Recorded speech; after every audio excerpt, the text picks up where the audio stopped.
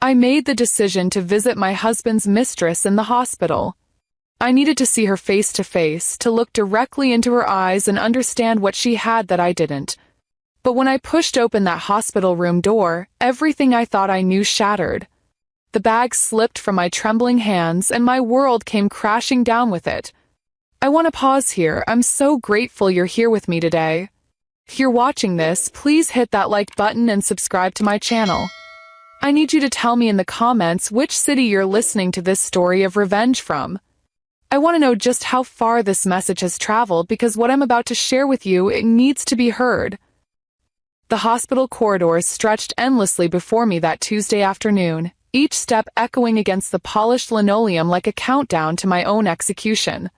The fluorescent lights buzzed overhead, casting that cold, sterile glow that makes everything look sickly and unreal.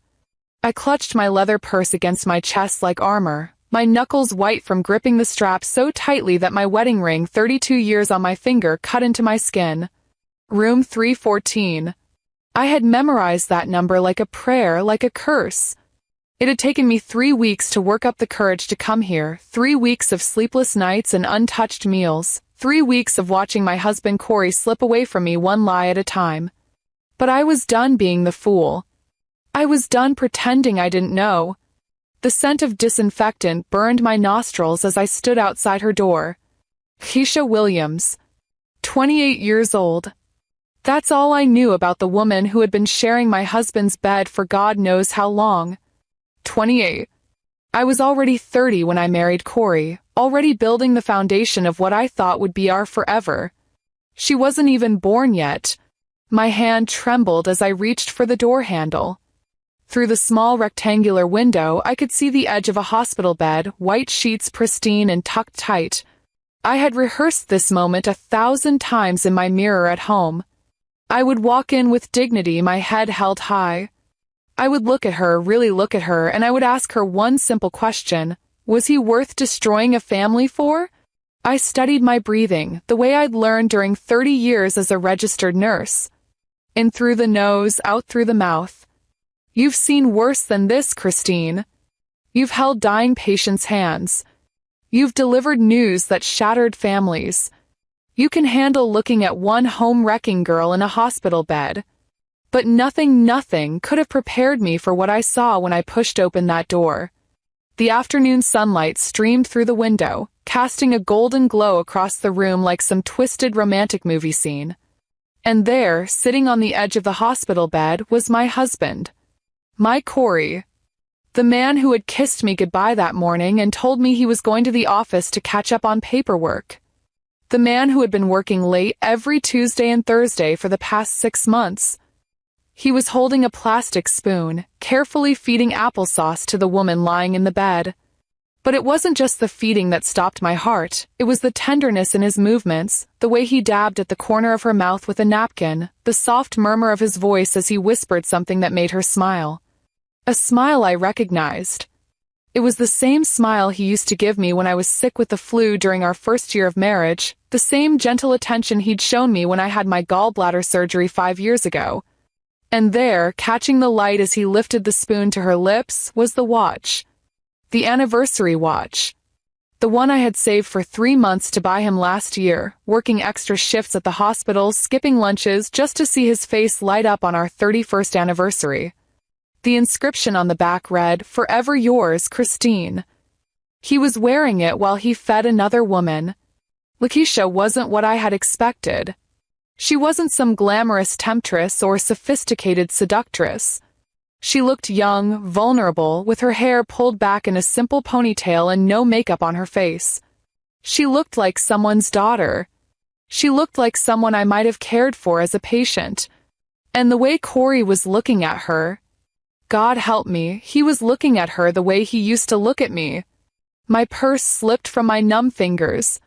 The sound echoed through the room like a gunshot, my wallet, my keys, my reading glasses, all scattering across the hospital floor in a symphony of betrayal. Corey's head snapped toward the door, the spoon frozen halfway to Lakeisha's mouth. His eyes met mine across that sterile room, and I watched 32 years of marriage die in the space of a heartbeat.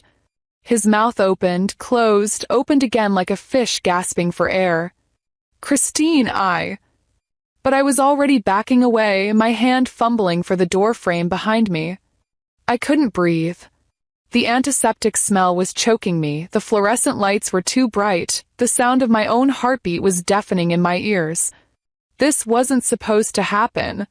I was supposed to be the one in control. I was supposed to confront her, not him. Not like this. Not seeing him care for her the way he had once cared for me. I turned and ran.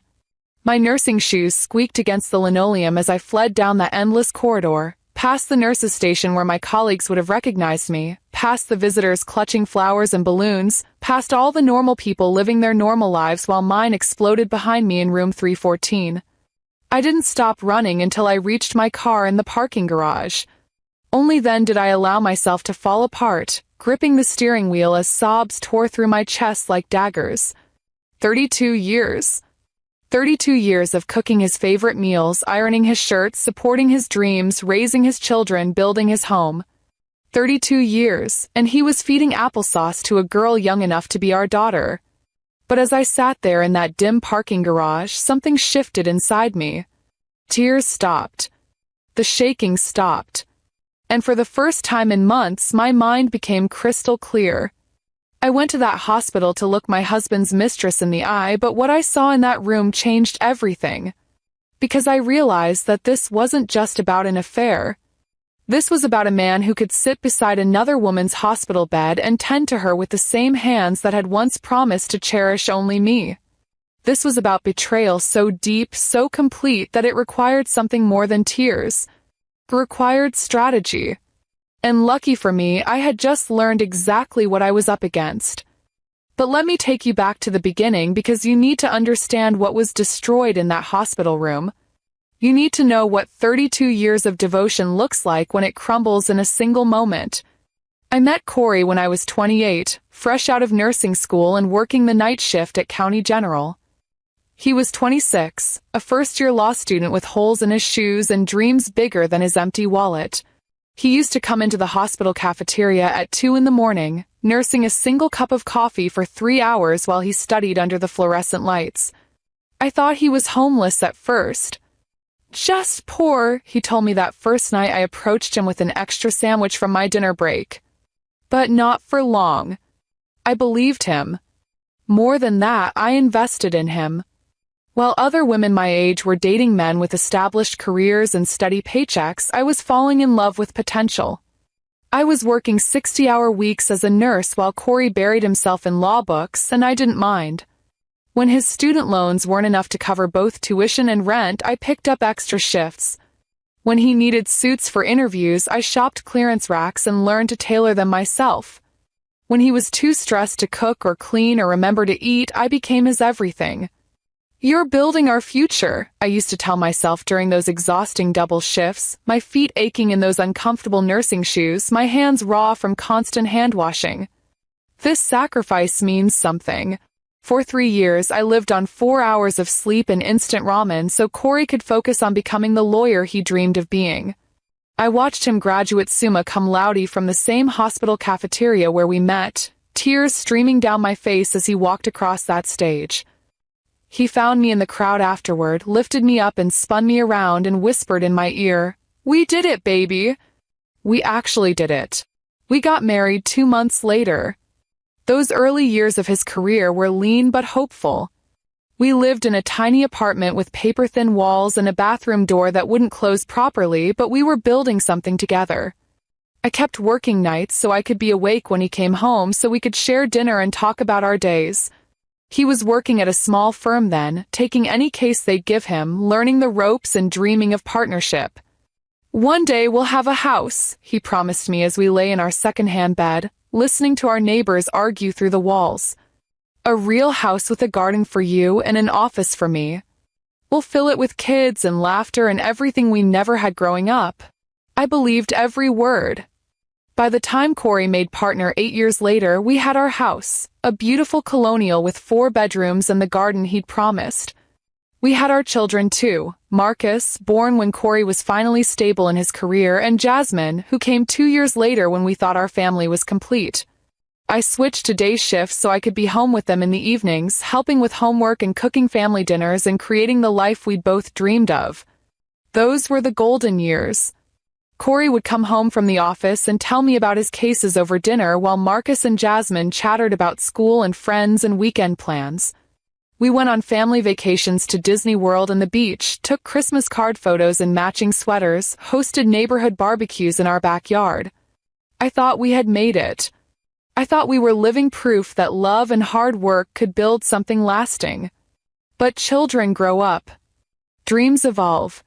And apparently so do the people you build your life around. Marcus graduated college 3 years ago and moved to Chicago for his engineering job. Jasmine finished her master's degree last spring and took a position in Seattle. Suddenly, our 4-bedroom house felt cavernous and quiet. The dinner table that once buzzed with conversation now seated 2 people who seemed to have run out of things to say to each other. "This is our time now," I told Corey that first week after Jasmine moved out. "We can travel, take up hobbies together, remember what it was like before kids." But instead of growing closer, we seemed to drift further apart. It started with small things. Corey began working later, claiming new clients needed extra attention. He changed his phone password, something he'd never done in 28 years of marriage. He started buying expensive cologne, styling his graying hair differently, wearing shirts I'd never seen before. When I complimented his new look, he brushed off my comments like they embarrassed him. "Just trying to stay current," he'd mumble, avoiding my eyes. The late nights became routine. 3 nights a week became 4, then 5. He'd come home after I was already in bed, slip under the covers smelling like that new cologne and whisper that he'd eaten dinner at the office. In the morning, he'd be gone before I woke up, leaving only a coffee mug in the sink and a hastily scribbled note about another late day ahead. Our conversations became functional. "The lawn needs cutting. Your mother called. Don't wait up tonight." We moved around each other like polite strangers sharing the same space, and when I tried to address it, he accused me of being clingy. "We're not 20-somethings anymore, Christine," he said one evening when I suggested we go out for dinner like we used to. "We don't need to be attached at the hip." But I wasn't asking to be attached at the hip. I was asking to feel like his wife instead of his housekeeper. The final warning sign came 6 months ago. I had surprised him at his office with lunch from his favorite deli, something I used to do regularly when the kids were small. His secretary, Mrs. Patterson, looked confused when I introduced myself. "Mrs. Jones?" "But I thought," she caught herself, her face flushing red. "Oh, you're Corey's wife." "Of course. He's in a meeting right now." Through his office window, I could see him on the phone, alone, laughing at something whoever was on the other end had said. It was the kind of laugh I hadn't heard from him in months, genuine, delighted, completely absorbed. When he saw me standing there with the bag of food, his face fell like I'd caught him doing something wrong. "Christine, what are you doing here?" Not "what a nice surprise" or "thanks for lunch." Just confusion and something that looked almost like annoyance. I should have demanded answers then. I should have confronted the growing distance, the secretive phone calls, the way he'd started treating our marriage like an obligation instead of a choice. But I was a nurse, trained to care for others before myself. I was a mother, programmed to keep the peace and hold the family together. I was a wife who had spent 32 years believing that love and loyalty were enough to weather any storm. So I handed him his lunch with a smile, kissed his cheek, and pretended not to notice how quickly he pulled away. That's what 32 years of devotion looks like when it's taken for granted. You become invisible in your own life, a background character in someone else's story. You work and sacrifice and build and nurture until you've given so much of yourself away that there's barely anything left. But that day in the hospital, watching my husband feed applesauce to another woman while wearing the watch I'd saved months to buy him, that was the day I remembered who I used to be before I became Corey's everything. That was the day I decided to take myself back. But taking yourself back requires knowing exactly what you're taking yourself back from. And that meant I had to stop being willfully blind to what was happening in my own marriage. It started with his phone. For 32 years, Corey and I had shared everything. Passwords, bank accounts, dreams, fears, we were partners in the truest sense. So when he suddenly became protective of his phone, holding it face down during dinner and taking it with him to the bathroom, my nursing instincts kicked in. Something was wrong, and I needed to diagnose the problem. The opportunity came 3 weeks after that disastrous office visit. Corey had rushed out of the house for an emergency meeting, leaving his phone charging on the kitchen counter. My heart pounded as I picked it up, my fingers trembling as I entered what I hoped was still his passcode, our wedding anniversary. It worked. I scrolled through his contacts with the methodical precision I'd learned from 20 years of reading patient charts. Most of the names were familiar, colleagues, family members, our mutual friends. But then I saw it tucked between Larry, Jim, and Mom, Lakeisha, with a heart emoji. My breath caught in my throat as I clicked on the contact. The phone number meant nothing to me, but seeing it there, seeing her name in his phone with that little red heart, made everything real in a way I wasn't prepared for. This wasn't paranoia or middle-aged insecurity. This was confirmation. I quickly memorized the number and put the phone back exactly where I'd found it, my hand shaking so badly I nearly dropped it twice. When Corey returned an hour later, I was folding laundry in the living room, acting like the dutiful wife who suspected nothing. "How was your meeting?" I asked without looking up from his shirts. "Fine. Just fine." His voice sounded strange, strained. "Client emergency. You know how it is." But I was beginning to suspect I didn't know how anything was anymore. The next day, while Corey was at work, I did something I never thought I'd do in 32 years of marriage. I went through his things. Not snooping, I told myself. Investigating. There's a difference when your whole life is at stake. I started with his dresser, methodically checking pockets and drawers with the same thoroughness I used to inventory medical supplies. In the back of his sock drawer, hidden beneath winter thermal underwear he hadn't worn in years, I found them, receipts. Dozens of them, all from jewelry stores I'd never been to, for items I'd never received. My hands trembled as I spread them across our bed. Tiffany earrings, $1,200.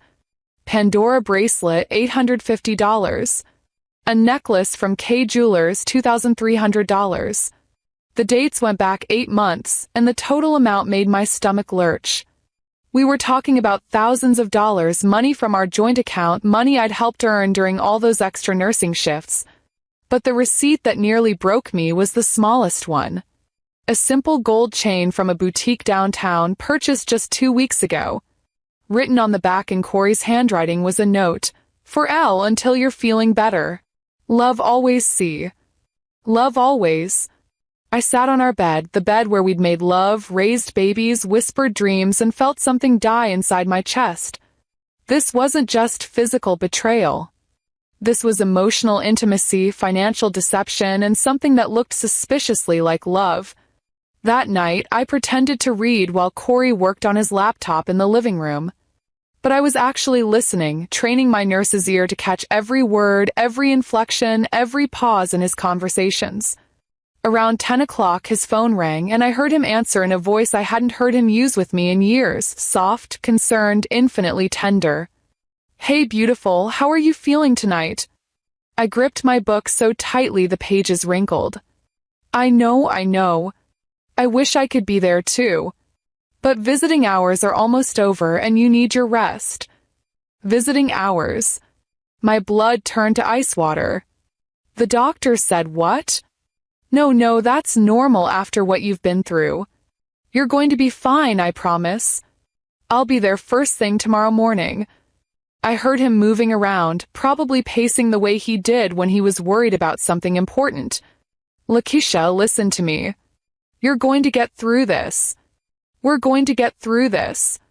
I'm not going anywhere, you hear me? Call lasted 20 more minutes, filled with reassurances and promises and the kind of intimate conversation married couples have during health scares. Except he wasn't having it with his wife. He was having it with a woman whose name I'd found in his phone with a heart emoji. After he hung up, I heard him typing furiously on his laptop. I crept to the top of the stairs and listened as he made another call. Dr. Martinez? Corey Jones. I'm calling about Lakeisha Williams. Yes, I'm her emergency contact. I wanted to check on her progress and see if there's anything else she needs. Emergency contact. The words hit me like a physical blow. In all our years of marriage, I had been Corey's emergency contact. He had been mine. It was one of those small, intimate details that meant everything. The person who would be called if something terrible happened, the person trusted to make life or death decisions. And he had given that role to someone else. The next morning, after Corey left for work earlier than usual, I called in sick to the hospital for the first time in 3 years. Instead of caring for patients, I was about to become my own detective. I had a name, a phone number, and the knowledge that this Lakeisha person was in some kind of medical situation. It was time to find out exactly what I was dealing with. I drove to the courthouse where Corey worked, parking across the street with a clear view of the exit. 10:30 a.m., I watched my husband walk out of the building, get in his car, and drive in the opposite direction of home. I followed him through downtown traffic, my heart pounding so hard I could hear it over the radio. He led me straight to Mercy General Hospital. I watched from the parking garage as he walked through the main entrance carrying flowers and what looked like a small gift bag. He moved with purpose, familiarity. This wasn't his first visit. I waited 15 minutes, then followed him inside, staying far enough behind to avoid being seen but close enough to track his movements. The elevator stopped on the 3rd floor. Cardiac and trauma recovery. The nurse's station, I used my professional credentials to access the patient directory. I'm looking for a patient named Lakeisha Williams, I told the charge nurse. I'm RN Jones from County General, and her family asked me to check on her. Oh yes, room 314. Poor thing was in a terrible car accident 2 weeks ago. Her fiancé has been here every day. Such a devoted man. Her fiancé. The floor tilted beneath my feet. Yes, very devoted, I managed to say. Are you family too? The nurse asked kindly. I looked down the hall toward room 314, where my husband was probably sitting beside another woman's bed, holding her hand and whispering the same sweet words he used to whisper to me. Something like that, I said. As I walked back to my car, everything clicked into place with terrible clarity. The late nights, the secretive phone calls, the expensive jewelry, the emergency contact status. Corey wasn't just having an affair. He was living a double life. And worse than that, he was playing the role of devoted partner to a woman in the hospital while his actual wife sat at home, completely unaware that she'd been replaced. But here's what Corey didn't know about the woman he'd married 32 years ago. Nurses are trained observers. We notice details, track patterns, and most importantly, we don't give up when a patient's life is on the line. And my life was definitely on the line. That night, I sat at my kitchen table staring at the evidence I'd gathered. Jewelry receipts, notes I'd taken about his phone calls, the hospital information. What I was looking at wasn't just an affair. This was systematic deception on a level that made my 32 years of marriage feel like an elaborate lie. But I needed more information before I could act. I needed to understand the full scope of what I was dealing with. The next morning, I called the hospital back and spoke to a different nurse on the cardiac floor. I'm trying to coordinate flowers for Lakeisha Williams in room 314, I said, using my most professional voice. Can you tell me what name to put on the card for her husband? Oh, you mean Corey? Corey Jones. Such a sweet man. He's been here every single day since she was admitted. Even sleeps in that uncomfortable chair sometimes. You can tell how much he loves her. The words hit me like a physical blow. He was using his real name. He wasn't even bothering to create a false identity. He was just living as himself with another woman while I existed in some parallel universe where I still believed I was his wife. They make such a lovely couple, the nurse continued. He told me they're planning to get married once she recovers fully. After 2 years together, he said it's time to make it official. 2 years. The phone nearly slipped from my numb fingers. 2 years. I managed to whisper. Yes, that's what he told Dr. Martinez. They've been together for 2 years, and he's been taking care of her through some difficult times. Financial stress, family issues, you know how it is. But he's stood by her through everything. That's real love. I hung up without another word. 2 years meant this started when Jasmine was finishing her master's degree. 2 years meant he'd been building a life with another woman while I was planning our empty nest phase. 2 years meant every late night at the office, every weekend emergency meeting, every time he'd been too tired for conversation or intimacy with me, he'd been saving his energy for her. But I still needed proof. Concrete, undeniable evidence that would hold up in divorce court and in my own shattered heart. That afternoon, while Corey was at the hospital playing devoted fiancé, I did something that would have horrified the trusting wife I'd been just weeks ago. I hired a private investigator. And not just any private investigator, I called my sister Maya. Maya had always been the tough one in our family. While I went into nursing to care for people, she became a private investigator to expose their lies. We'd grown apart over the years, partly because Corey never liked her cynical attitude about marriage and relationships. Now I understood why she'd always seemed skeptical when I talked about my perfect husband. "Christine? My God, when was the last time you called me?" Maya's voice was warm but surprised. "Too long," I admitted. "Maya, I need your help." "Professional help?" "What's going on?" I told her everything. The phone calls, the jewelry receipts, the hospital visits, the emergency contact revelation. Maya listened without interruption, and I could practically hear her investigator brain cataloging every detail. 2 years, she said finally. "This isn't some midlife crisis affair, Christine. This is a parallel life. How much do you know about this Lakeisha person?" "Almost nothing. Just her name, her age, and that she's in the hospital." "Give me 48 hours, Maya said. "I'll find out everything there is to know about Lakeisha Williams and exactly how deep this goes." Maya worked fast. Too fast, really, for the kind of news she had to deliver.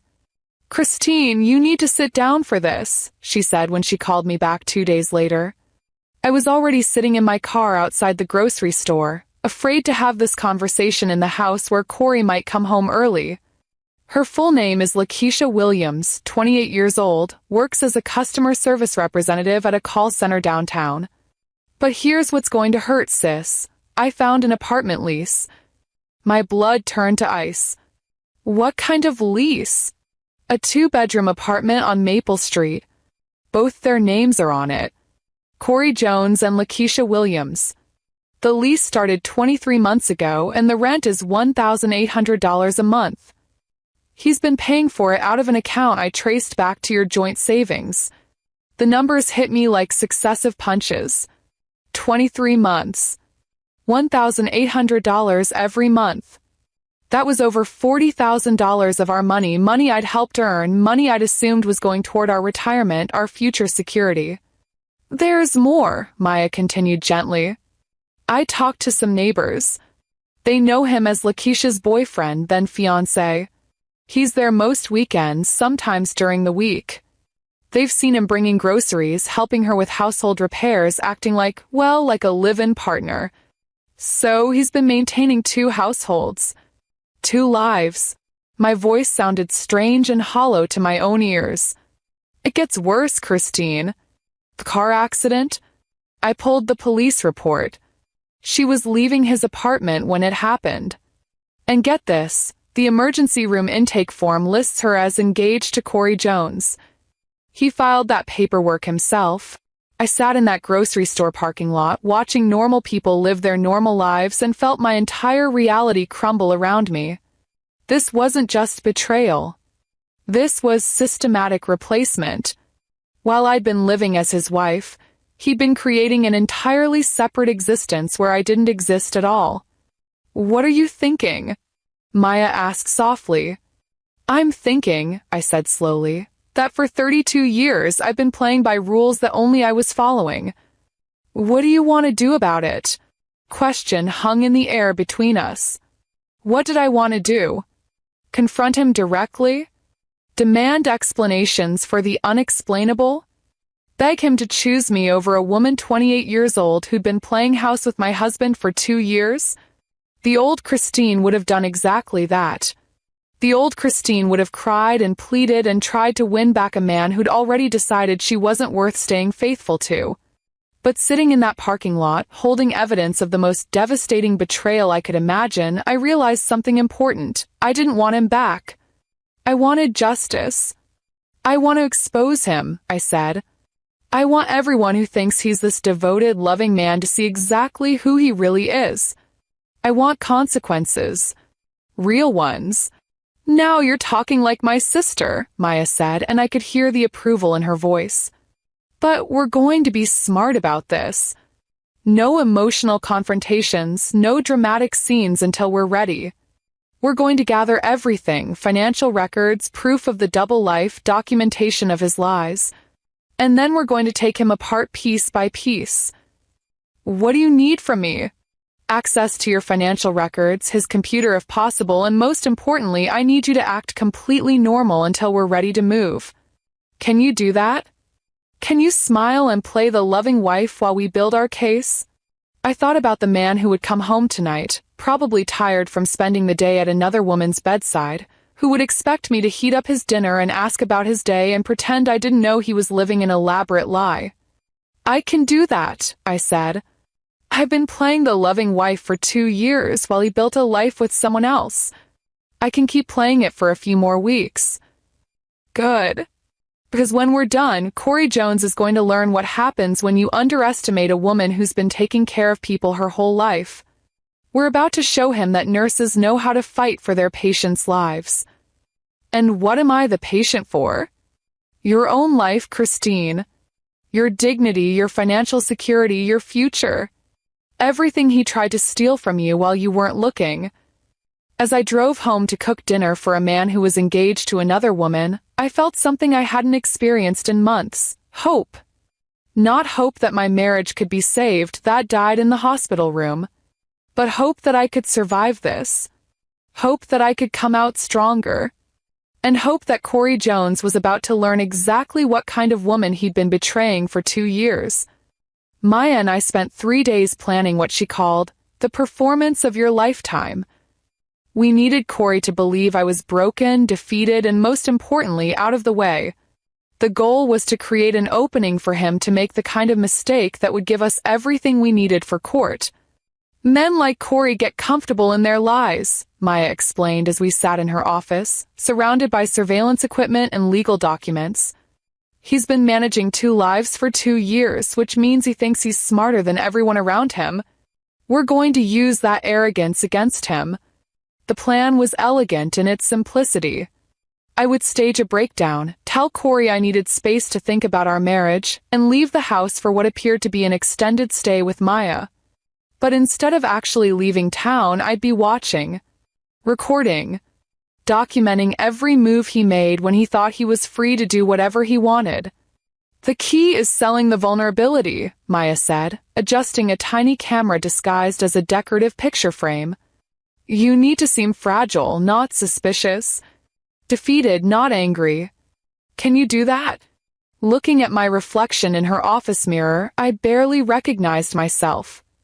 3 weeks of investigating my husband's betrayal had carved new lines around my eyes and stolen the softness from my face. Selling vulnerability wouldn't require much acting. I've been practicing defeated for 32 years, I said. I think I can manage it. We placed cameras in 5 strategic locations throughout the house: the living room, kitchen, master bedroom, and the guest room where Corey had been sleeping more frequently. Maya's equipment was sophisticated enough to capture both video and audio, and small enough to blend seamlessly into our home decor. Remember, Maya said as she tested the final connection, once you leave that house, you cannot go back until we have what we need. No matter what you see, no matter how angry you get, you have to let him hang himself with his own choices. Friday evening, I waited until Corey came home from his latest client meeting, which I now knew was actually another hospital visit. He looked tired, emotionally drained, like a man who'd been caring for someone he loved. The irony would have been funny if it wasn't destroying my life. "Corey, we need to talk," I said, sitting at our kitchen table with a cup of tea I hadn't touched. He froze in the doorway, still wearing his coat. About what? About us. About our marriage. About why I feel like I'm living with a stranger. I'd rehearsed this speech with Maya, practicing the exact tone of voice, the precise amount of pain to reveal without seeming suspicious. I needed to sound like a woman questioning herself, not a woman who'd already found the answers. Christine, what are you talking about? He sat across from me, but his body language was defensive, guarded. You're never here anymore.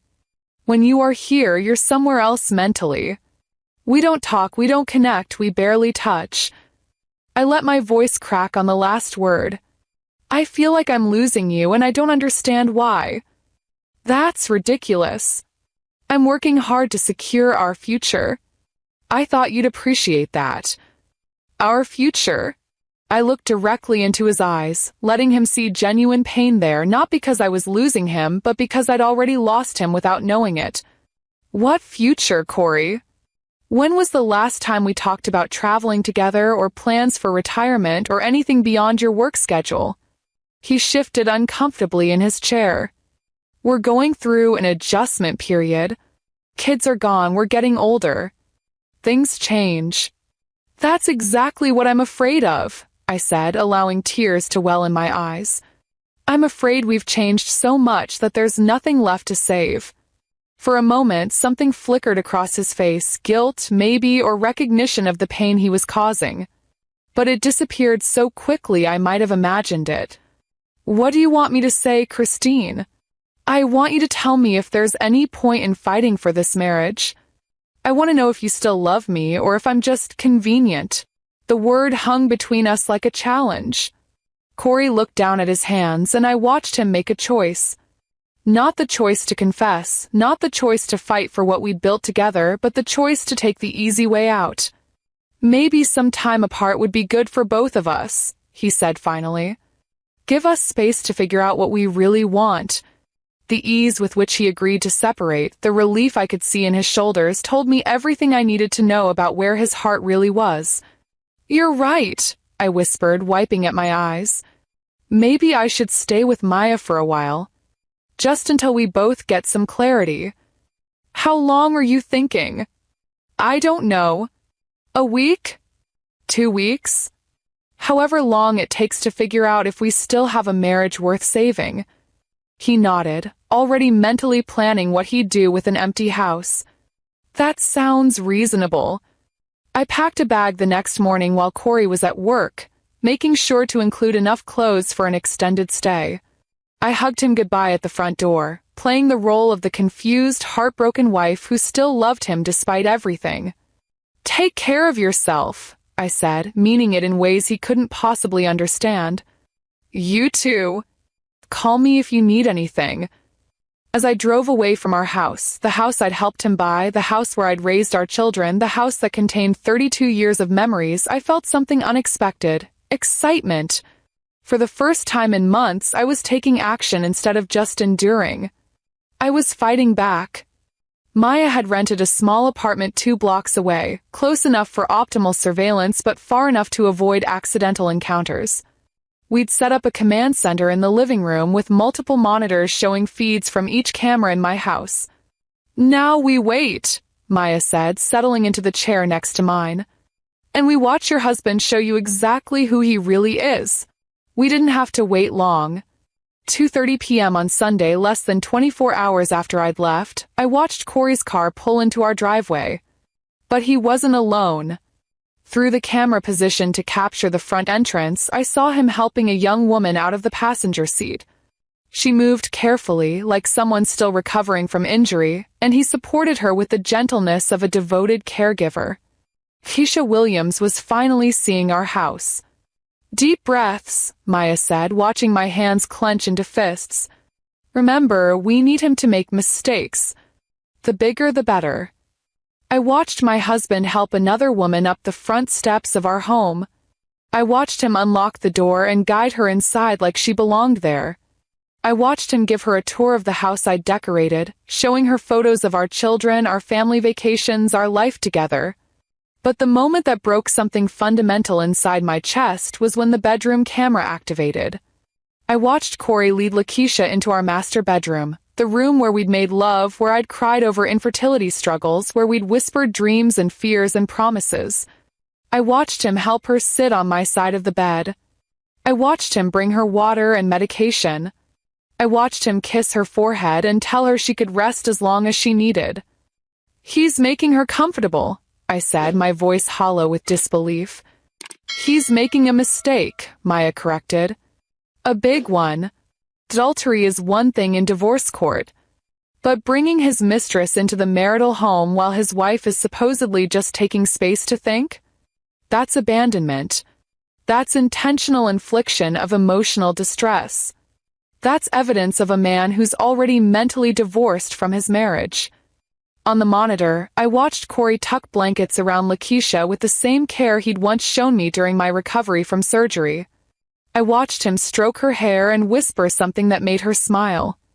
I watched my husband treat another woman like she was his wife in the bed where he'd promised to forsake all others. "How long do we let this go on?" I asked. Maya looked at the monitors, at the evidence accumulating in real time, at the man who was handing us everything we needed to destroy him in court. "As long as it takes," she said.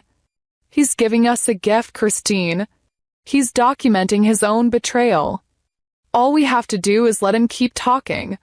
And talk he did. Over the next 3 days, those cameras captured conversations that would haunt me forever and give me everything I needed to take my life back. The first morning was almost bearable. I watched Corey bring Lakeisha breakfast in bed, our bed, and help her with her medication. It hurt, but it was the kind of caretaking behavior I could understand. She was recovering from an accident after all, and despite everything, I was still a nurse. I could appreciate compassionate care, even when it was being given to the woman who'd stolen my husband. But by the second day, what I was witnessing through those cameras wasn't caregiving anymore. It was replacement. "Oh my God," Maya breathed, pointing at the bedroom monitor. "Is she going through your jewelry box?" I watched in stunned silence as Lakeisha sat at my vanity, the antique dressing table Corey had restored for our 10th anniversary, systematically trying on my jewelry.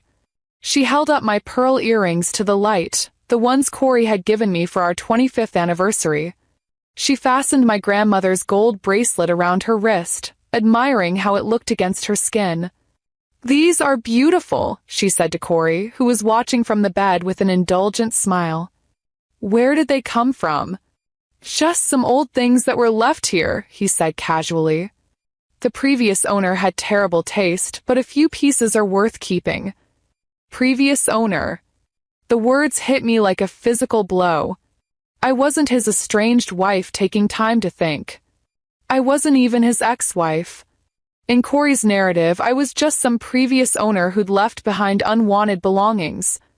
"Well, I love this bracelet," Lakeisha said, still admiring my grandmother's jewelry in the mirror. "It goes perfectly with my skin tone." "Then it's yours," Corey said. "Everything in that box is yours now." I gripped the arms of my chair so tightly my knuckles went white. Maya placed a steadying hand on my shoulder, but her eyes never left the monitors. "We're recording everything," she reminded me quietly. "Let him keep talking." Over the next hour, I watched Lakeisha explore my house like she was shopping for furniture. She moved through our living room, rearranging throw pillows and commenting on which pieces she liked and which needed to go. She stood in front of our family photo wall, 32 years of memories, from wedding pictures to baby photos to graduation ceremonies, and pointed to specific frames. "Who are all these people?" she asked Corey. He glanced at the photos with the detached interest of someone looking at strangers' vacation pictures. "Just some old family stuff. We'll replace all of this with our own memories. Our own memories." "This woman appears in a lot of them," Lakeisha said, pointing to a picture of me holding newborn Marcus. "She looks familiar. Did I meet her somewhere?" "That's Christine," Corey said, and the casual way he spoke my name like I was an acquaintance he barely remembered made my chest tighten with rage. "She's just someone I used to know. She lived here before, but that's all over now." Someone he used to know. I had supported this man through law school, raised his children, built his home, shared his bed for 32 years, and I was just someone he used to know. She's pretty, Lakeisha said, studying the photo of me at our wedding. I was 28 then, radiant in my white dress, looking at Corey like he was my entire future. What happened to her? She got old, Corey said with a shrug. Some people just don't age well. They get comfortable, stop taking care of themselves, stop being interesting. You know how it is. I looked down at my hands that had worked countless double shifts to support his dreams, hands that had changed his children's diapers and held them through nightmares, hands that had cared for thousands of patients over 3 decades of nursing, hands that showed the evidence of a life spent caring for others. Well, her loss is my gain, Lakeisha said, and I watched her take down our wedding photo and set it aside. This house has good bones, but it needs a complete makeover. Everything is so dated. That's exactly what I was thinking, Corey agreed. Or we could sell this old place and start fresh somewhere more modern. Somewhere that's just ours. Casual way they discussed dismantling my life, selling the house I'd helped buy, erasing the family I'd helped create was breathtaking in its cruelty. But I forced myself to keep watching as Lakeisha continued her inspection tour. In the kitchen, she opened cabinets and critiqued my dishes. These plates are hideous. And who needs this many coffee mugs? She started pulling items out and setting them on the counter. We'll donate all of this and start over with something more stylish. Those coffee mugs represented years of family breakfasts, lazy Sunday mornings, quiet conversations over late-night cups of tea. Each one had a story, souvenirs from family vacations, gifts from the children, novelty mugs that had made us laugh. To Lakeisha, they were just clutter to be eliminated. But the moment that truly broke my heart came when she discovered my nursing uniform still hanging in the bedroom closet. "What are these awful things?" she asked, holding up one of my scrubs with obvious disgust. "Work clothes," Corey said dismissively. Christine was a nurse. Not exactly a glamorous profession. Not exactly glamorous. 30 years of saving lives, comforting families, working through exhaustion and heartbreak and the daily weight of human suffering, and it wasn't exactly glamorous. "Well, these need to go immediately," Lakeisha said, pulling my uniforms from their hangers. "The whole closet smells like hospital." I watched her bundle my scrubs into a trash bag, along with my comfortable nursing shoes and the cardigan I wore during long night shifts. As she worked, she continued talking to Corey about their plans. "Once we get rid of all this old stuff, we can really make this place ours," she said. "New furniture, new decorations, maybe knock down some walls to open things up. It'll be like starting completely fresh." "Whatever you want, baby," Corey said, watching her with obvious adoration. "This is your house now. Your house now." But the worst was yet to come. On the 3rd day, I watched Lakeisha discover my nursing awards in the home office, certificates of recognition for excellent patient care, commendations for going above and beyond during emergencies, a plaque honoring my 30 years of service to County General. "Look at all these dusty old certificates," she said to Corey. "Who keeps this kind of junk?" "Christine was always sentimental about meaningless things," he replied. "She never knew how to let go of the past." I watched Lakeisha gather my awards, recognition for decades of dedicated service, acknowledgement of lives I'd helped save, and dump them into a garbage bag. 30 years of professional achievement thrown away like expired coupons. "There," she said, stepping back to admire the now empty wall. "Much better. We can put our vacation photos here instead." Our vacation photos. From trips they'd apparently been taking while I thought my husband was working late. "You know what?" Lakeisha continued, warming to her redecorating theme. "We should take down all these family pictures too. I don't want to look at some other woman's life every day." "Good point," Corey agreed. "Let's box up all the old photos. Maybe donate them or something." I watched my husband help another woman erase every trace of our life together. Wedding photos, baby pictures, family vacations, holiday celebrations, 32 years of memories packed away like unwanted belongings at a garage sale. "This is so exciting," Lakeisha said, surveying the bare walls. "It's like we're creating our own little world here." "Our own little world," Corey repeated, pulling her into his arms. "Just you and me and no baggage from the past. No baggage from the past." That's what I was to him now. Not his wife, not the mother of his children, not his partner of 3 decades. Just baggage from the past, to be disposed of as efficiently as my nursing awards and family photos. "I can't watch any more of this," I said, standing up from the monitoring station. "Yes, you can," Maya said firmly. "Because in 3 days, we've recorded enough evidence to take him for everything he's worth. Adultery, abandonment, intentional infliction of emotional distress, and financial fraud. He's handed us a divorce case that will make legal history." She was right. As painful as it was to watch, Corey was destroying himself with every casual cruelty, every dismissive comment, every decision to treat our marriage like it had never mattered. "What happens next?" I asked. Maya smiled, and it wasn't a particularly nice smile. "Next, we remind your husband that the woman he's been dismissing as someone he used to know is about to become someone he'll never forget." But before we could plan our confrontation, Maya insisted we needed to understand everything about Lakeisha's hospitalization. "Something doesn't add up," she said, reviewing her notes. "Car accidents don't usually result in psychiatric evaluations, and the timeline is suspicious." Corey became her emergency contact exactly 2 weeks before the accident happened. "What are you thinking?" "I'm thinking we need the full medical records.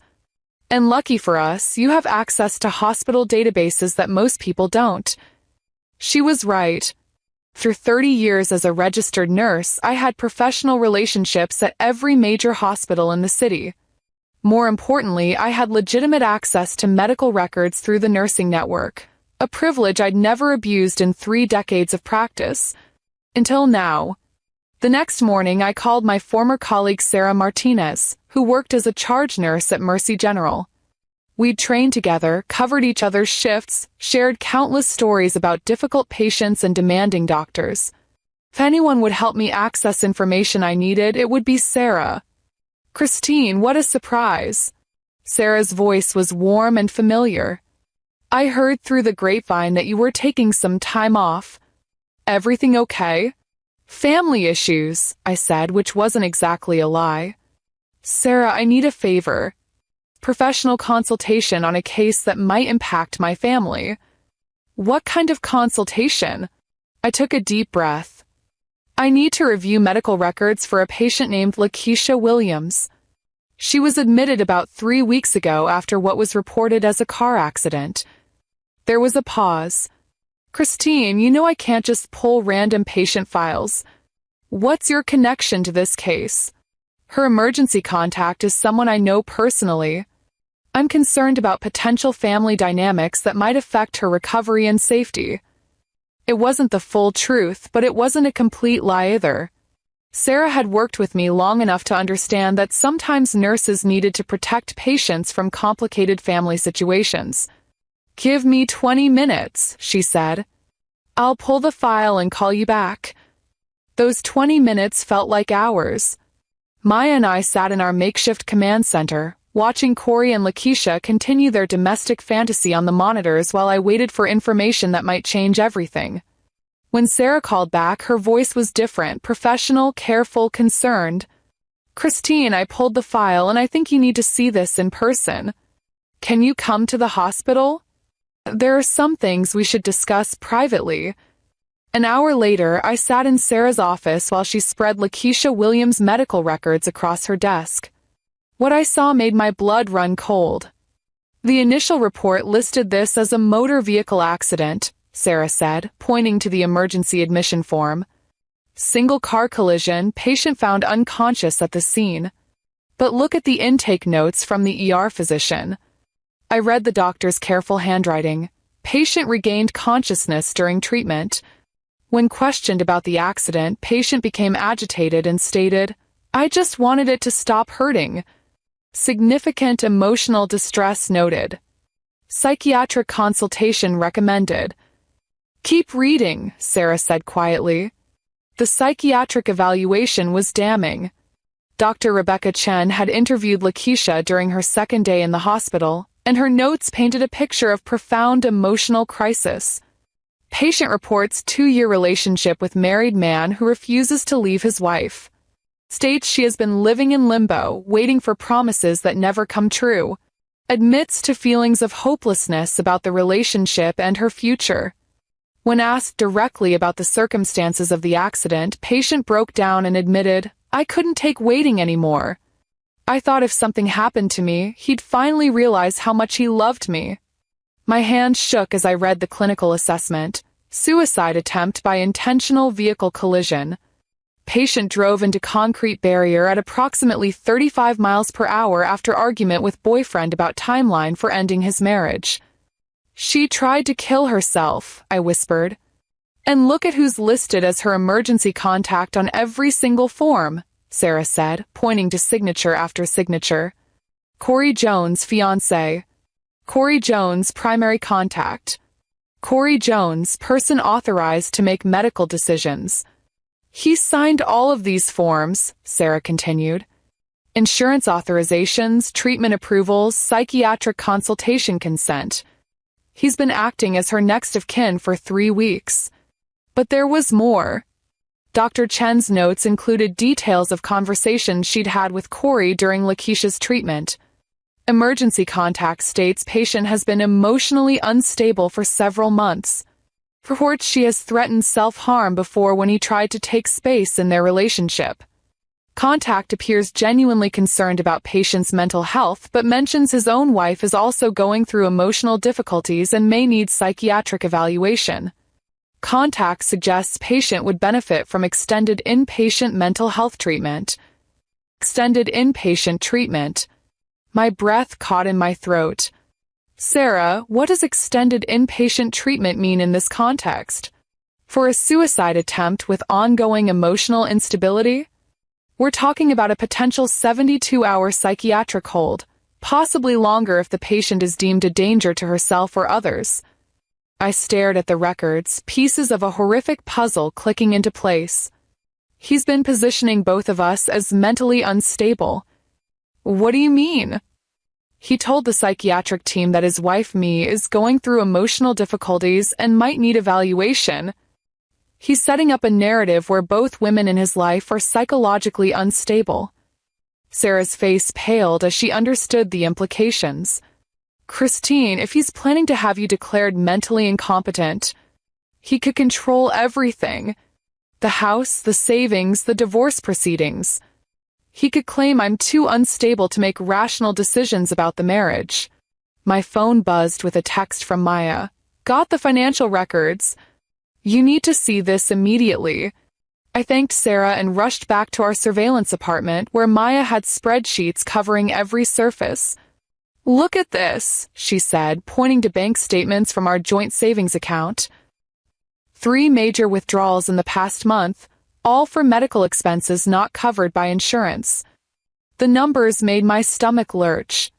$15,000 for psychiatric consultation and extended care evaluation. $1,000 for private room upgrade and specialized nursing. $12,000 for what was listed as experimental therapy consultation. He's been paying for private psychiatric treatment, Maya said. But here's the interesting part. Look at what he discussed with the billing department. She handed me a transcript she'd somehow obtained of Corey's conversation with the hospital's financial services. Mr. Jones inquired about payment plans for extended psychiatric care for 2 patients, Maya read. He specifically asked about procedures for when family members need to make financial decisions for relatives who are not mentally competent to handle their own affairs. 2 patients. He's been planning to have both of us declared mentally incompetent, I said, the full scope of his manipulation finally becoming clear. Lakeisha because of her suicide attempt and me because of supposed emotional difficulties during our separation. And if you're both declared incompetent, guess who gets to make all the financial and legal decisions? The elegant cruelty of it took my breath away. Corey hadn't just been having an affair. He'd been orchestrating a complete takeover of everyone's lives, positioning himself as the rational, responsible man surrounded by unstable women who needed his protection and control. But he made one critical mistake, Maya said, gathering the medical records and financial documents. He documented everything. Every signature as Lakeisha's fiancé, every payment from your joint account, every conversation about mental competency. It's all evidence of fraud. What kind of fraud? Financial fraud, insurance fraud, and potentially conspiracy to commit guardianship fraud. He's been using your money to pay for another woman's medical care while simultaneously building a case to have you declared incompetent. That's not just adultery, Christine. That's criminal. I looked at the monitors showing Corey and Lakeisha in our house, planning their future together while he schemed to destroy both our lives for his convenience. So what do we do now? Maya's smile was sharp and predatory. Now we turn his own plan against him. He wants to play the game of mental competency? Let's show him what a truly strategic mind looks like when it's fighting for survival. How do we do that? We give him exactly what he's been planning, a public confrontation where everyone can see who's really stable and who's been living in a fantasy world built on lies. She was right. Corey had been so busy manipulating the narrative that he'd forgotten one crucial detail. The woman he was trying to destroy had 30 years of experience keeping people alive under pressure. And I was about to show him exactly what that experience looked like when the stakes were my own life. The plan Maya and I devised was elegant in its simplicity. Give Corey exactly what he wanted, a public forum to play the concerned husband dealing with an unstable wife, and then systematically destroy that narrative in front of everyone who mattered to him. We need witnesses, Maya explained as we planned every detail. Not just family, but colleagues, friends, people whose opinions he values. When we expose him, it needs to be complete and irreversible. I called Corey on Thursday evening, putting on the voice of a broken woman ready to surrender. Corey, I've been thinking about what you said. About needing space to figure out what we want. And his voice was cautious but hopeful. I think you're right. I think I've been holding on to something that's already over. I let my voice crack with manufactured emotion. But before we make any final decisions, I'd like to have one last family dinner. Something to honor what we built together, even if we can't save it. There was a long pause. What kind of dinner? Nothing big. Just your parents, my sister, maybe Marcus and Jasmine if they can fly in. A chance to tell everyone together what's happening with our marriage. I think we owe them that much. I could practically hear him calculating the optics. A gracious, mature ending to their marriage, with Corey playing the role of the patient husband who tried everything to save a relationship with an increasingly unstable woman. That sounds reasonable, he said finally. When? Saturday evening? I can cook one last time. Like the old days. All right. Saturday it is. What Corey didn't know was that I'd already been planning this dinner for 3 days. The guest list included not just family but also his law partner David Morrison, our neighbors the Hendersons, my nursing supervisor Janet, and several other people whose respect Corey valued. Maya had contacted each of them personally, explaining that Christine and Corey had an important announcement to make about their marriage. More importantly, Maya had arranged for her associate, attorney Rebecca Foster, to attend as a family friend who just happened to have Christine's best interests at heart. Saturday afternoon, I returned to our house for the first time since I'd left. Corey and Lakeisha had clearly been busy. Many of my personal items were missing, furniture had been rearranged, and the family photos had been replaced with empty frames waiting for new memories. "Christine," Corey said when I walked into the kitchen, his voice carefully modulated to sound concerned rather than annoyed. "You look tired." "I've been doing a lot of thinking," I replied, setting grocery bags on the counter that had once been mine and was now apparently Lakeisha's. "About us, about our future, about what's best for everyone." "And what have you decided?" "I've decided that you're right. Some things can't be saved once they're broken." I began unpacking ingredients for his favorite meal, herb-crusted lamb with roasted vegetables, the dinner I'd made for every special occasion during our marriage. But I want our families to understand why. He relaxed visibly, probably assuming I was preparing to take full responsibility for our marriage's failure. The guests began arriving at 6 o'clock. Corey played the perfect host, greeting everyone with warmth and just the right amount of subdued sadness. He was staging his own performance, positioning himself as the devoted husband dealing gracefully with a difficult situation. "Where's Christine?" his mother asked, looking around the living room where family photos used to hang. "She's in the kitchen," Corey said with a gentle smile. "She's been going through a difficult time lately. Some emotional challenges that have been hard on both of us." Emotional challenges. The groundwork for his mental instability narrative, laid out perfectly in front of witnesses. At 7 o'clock, I called everyone to the dining room. The table was set with our wedding china, the dishes Lakeisha had dismissed as hideous but which represented 12 years of Christmas and anniversary dinners. Corey sat at the head of the table, playing his role as the gracious host, while I served the meal I'd perfected over 3 decades of marriage. "This looks wonderful, Christine," David Morrison said, raising his wine glass. "Corey's told me how much he'll miss your cooking." "Has he?" I said quietly, taking my seat. That's interesting because I wasn't aware he'd discussed our personal business with colleagues. An uncomfortable silence fell over the table. Corey's face flushed slightly, but he maintained his composure. "Christine, I think people are just concerned about us," he said in the patient tone one uses with someone who's being unreasonable. "Of course they are. That's why I asked everyone here tonight." I stood up, my hands steady despite the adrenaline coursing through my veins. "Because I have some things I need to share with all of you." "Christine, maybe we should," Corey started. "Maybe we should what, Corey?" "Maybe I should continue pretending that I don't know what's been happening? Maybe I should keep playing the confused, emotionally unstable wife while you rewrite our history?" The dining room fell dead silent. Corey's eyes darted around the table, calculating how to regain control of the narrative. "Christine, you're not well. Everyone can see that you're struggling." "What everyone can see," I interrupted, "is a woman who's finally tired of being gaslit by a man who's been living a double life for 2 years. Marcus's fork clattered to his plate. "What are you talking about?" Instead of answering, I walked to the living room and returned with a laptop and a small speaker system. "I think it's better if I show you rather than tell you."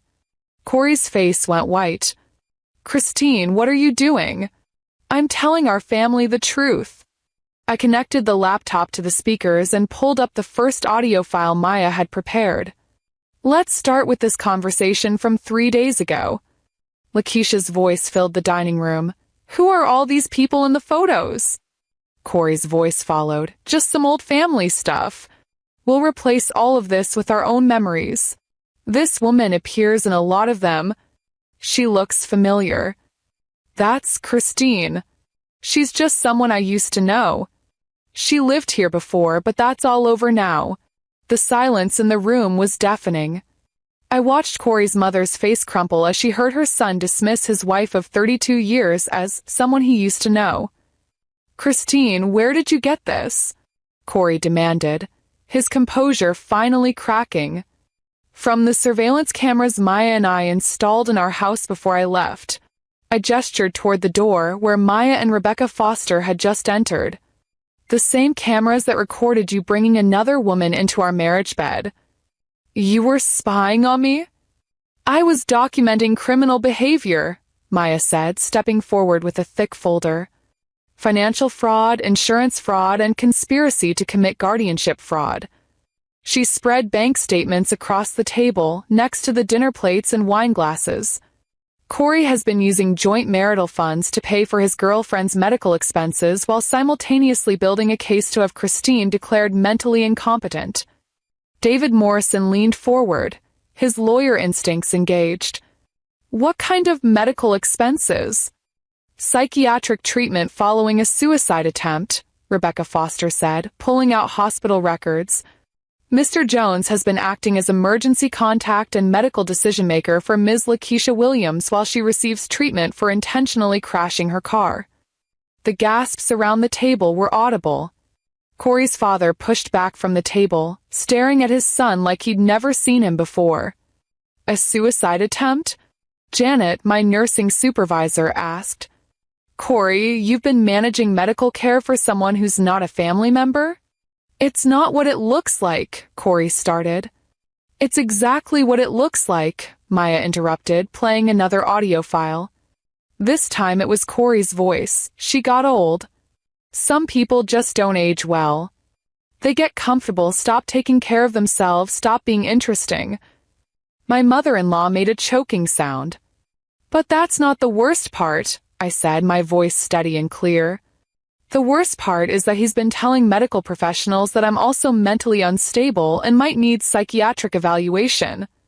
He's been positioning both of us as incompetent so he could control our finances and legal decisions.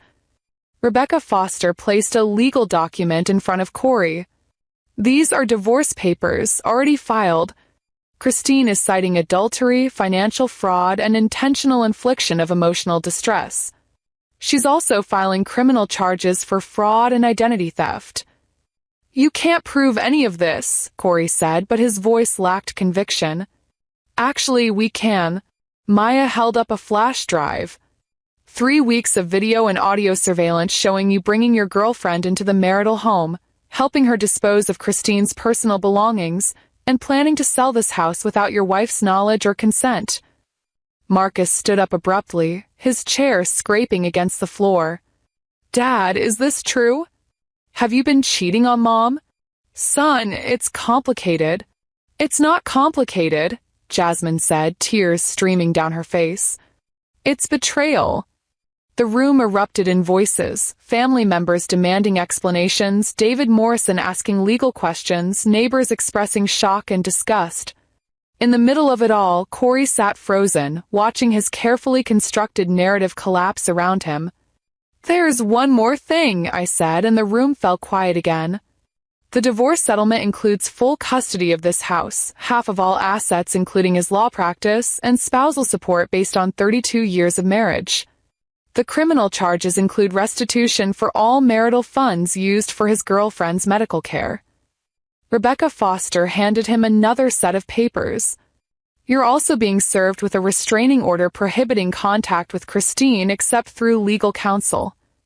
As Corey read the documents, his face cycling through shock, anger, and finally resignation, I felt something I hadn't experienced in years, complete control over my own life. The dinner was delicious, by the way, I said, gathering my purse and walking toward the door. It's the last meal I'll ever cook for you. And with that, I walked out of the house where I'd spent 32 years being taken for granted, leaving behind a man who'd finally learned the difference between a devoted wife and someone you used to know. 5 months later, I sat in my new apartment, a bright, airy space overlooking the city, furnished with items I'd chosen for myself, reading the final court documents that officially ended my marriage and began my new life. The legal consequences for Corey were swift and devastating. The State Bar Association moved quickly once Rebecca Foster presented evidence of his fraudulent behavior. Using client trust account procedures to manipulate medical and financial documents, lying about his marital status on legal forms, and attempting to defraud insurance companies, these weren't just personal ethical lapses. They were violations that struck at the heart of legal practice. Corey Jones has been permanently disbarred, Maya told me over coffee at my favorite new cafe. His law license is gone, his partnership dissolved, and he owes you $180,000 in restitution for marital funds used fraudulently. The money wasn't what mattered most, though it certainly helped with starting over at 55. What mattered was that his ability to manipulate legal systems, the tool he'd used to try to control both Lakeisha and me, had been permanently taken away. What happened to the house? I asked. Sold as per the divorce decree. Your half of the proceeds, plus the alimony settlement, means you never have to work again if you don't want to. But I did want to work. For 3 decades of nursing, caring for patients wasn't just my profession, it was who I was. The difference now was that I was returning to it as Christine Jones, not as Corey's wife who happened to be a nurse. "I start back at County General next week," I told Maya. "Same hospital where I met him, but this time I'm there for me." The emotional closure had taken longer than the legal resolution. 4 months after the divorce, I'd wake up expecting to hear Corey's voice in the kitchen or his car in the driveway. 32 years of shared routine doesn't disappear overnight, even when the person you shared it with turns out to be a stranger. But gradually, I began to understand the difference between a marriage certificate and true partnership. A marriage certificate is just a legal document. It can be signed by people who lie, who manipulate, who take vows they never intend to keep. True partnership requires daily choice, mutual respect, and the kind of honesty that builds trust instead of destroying it. A man who can lie to his wife for years can lie to anyone about anything, I wrote in my journal one evening, thinking about the colleagues who'd trusted Corey, the clients who'd believed in his integrity, the family members who'd looked up to him. Betrayal is never contained to just one relationship. Spreads like infection, touching everyone who believed in the person behind the lies. The hardest part wasn't grieving the marriage, it was forgiving myself for staying blind to obvious signs for so long. I was a trained medical professional, skilled at recognizing symptoms and diagnosing problems. How had I missed the symptoms of deception in my own home?